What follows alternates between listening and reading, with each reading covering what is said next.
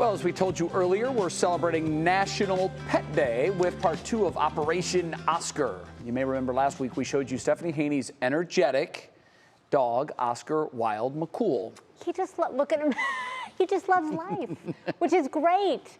But sometimes that enthusiasm is a little too much. So Stephanie enlisted help from trainer Chris Ramsay from the Hound Academy. And without further ado, here are the results in today's Ready Pet Go. The last time we saw Oscar Wilde McCool, we were about to embark on Operation Oscar. He's not giving you a hard time, he's having a hard time. Oscar and all the other dogs. So we set him up with 2 weeks of boarding and training with Chris Ramsay, the owner of Hound Academy in Shaker Heights. There you go, buddy. I had a long wish list for Chris, hoping my sweet little buddy would return home to me, not a different dog, but a lot more refined. Okay. Usually we have issues with a dog. It's not solved in 2 weeks, but we can polish those corners down and give you the tools as the owner to start finishing, to bring him around third base. Oscar, load up.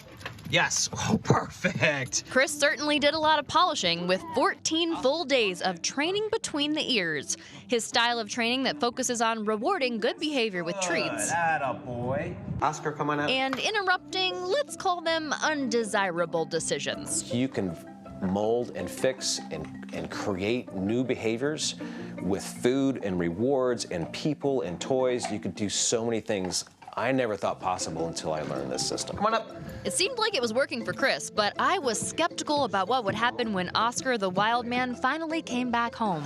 And everybody has different expectations of what they want with their dog. To me, our baseline stuff is like not jumping on people, does not bark at anything that moves. There's things that are like, this is something we have to do. Oscar, go ahead. So how did Operation Oscar go? Yes. Let's take a look. Moment of truth.